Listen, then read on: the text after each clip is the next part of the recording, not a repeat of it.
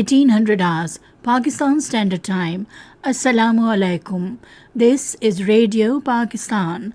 The news read by Farzana Khan. First, the headlines. Prime Minister announced 100 million rupees for rehabilitation of flood-hit Bobar village during his visit to Gilgit-Baltistan today. Foreign Minister, during a telephonic conversation with his Saudi counterpart, thanked Saudi Arabia for strong expression of solidarity and continued assistance for the flood affectees. Army Chief and British High Commissioner at a meeting in Rawalpindi today discussed regional security situation, including bilateral cooperation in various fields. The international rights dog, Amnesty International, says Modi-led Indian government intensified repression of human rights in Indian illegally occupied Jammu and Kashmir during the last 3 years. In Afghanistan, 18 people were martyred in a suicide blast during Friday prayers at a mosque in Herat city. Pakistan will take on Hong Kong in their second match of Asia Cup cricket tournament in Sharjah today. And now the news in detail.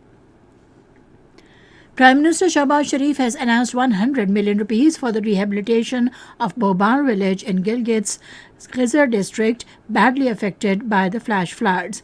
During his visit to the village today, the Prime Minister assured the flood-stricken people that the government would not leave them alone until all of the families were rehabilitated.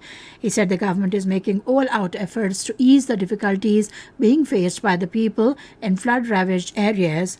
The Prime Minister also directed the concerned authorities to pay compensation of 1 million rupees each to families who had lost their dear ones in the catastrophe.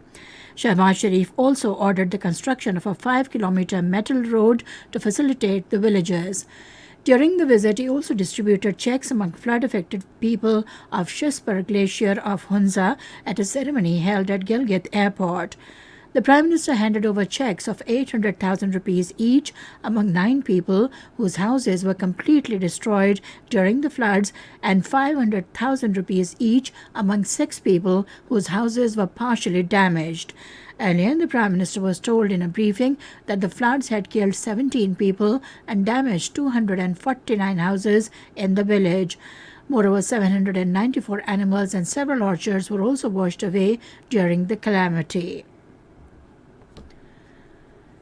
Prime Minister Sharif has thanked the government and people of Turkey for extending timely support to the flood-stricken people of Pakistan, manifesting fraternal ties between the two countries. He was talking to a Turkey delegation led by Interior Minister Süleyman Soylu and Environment Minister Murad Kurum in Islamabad today. The Prime Minister expressed his gratitude to President Recep Tayyip Erdogan for his phone call to offer sympathies and condolences over human and material losses due to floods and to reaffirm Turkey's commitment to extend all possible support and dealing with this climate-induced calamity. Sharif told the delegation that flash floods had over 2,000 people, including 300 children, besides washing away crops and livestock and rendering millions of people homeless. Turkish Interior Minister Süleyman Soylu appreciated the hectic relief efforts of Prime Minister Sharif and his government for rescue and relief of the people and rehabilitation of infrastructure hit hard by the catastrophic floods in all parts of the country. Foreign Minister Bhutto Zardari had a telephonic call with his Saudi counterpart, Prince Faisal bin Farhan Al Saud, and briefed him on the magnitude of devastation caused by floods and torrential monsoon rains in Pakistan. Bhutto Zardari also thanked Saudi Arabia for strong expression of solidarity and continued assistance for flood-affected people. British High Commissioner Christian Turner called on Army Chief General Qamar Javed Bajwa in Rawalpindi today.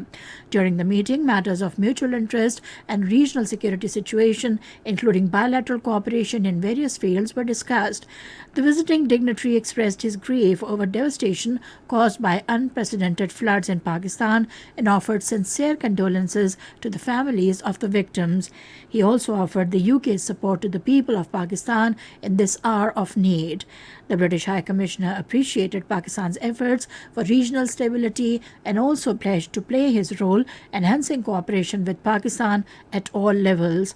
General Bajwa thanked for the UK's support and reiterated that assistance from our global partners shall be vital in relief and rehabilitation of the flood-affected people.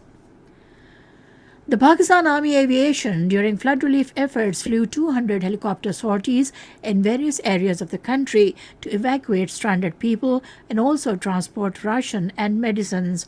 According to a press release, ISPR said during past 24 hours, some 1,991 stranded individuals were evacuated and 162.6 tons of relief items delivered to flood-affected people. So far, over 50,000 individuals were shifted to safer locations from the calamity-hit areas. However, some 147 relief camps were functional round the clock in flood-affected areas of Sindh, southern Punjab, Balochistan, and Khyber Pakhtunkhwa. Over 60,000 patients were treated and provided 3 to 5 days free medicine so far, whereas 221 flood relief items collection points were established across the country.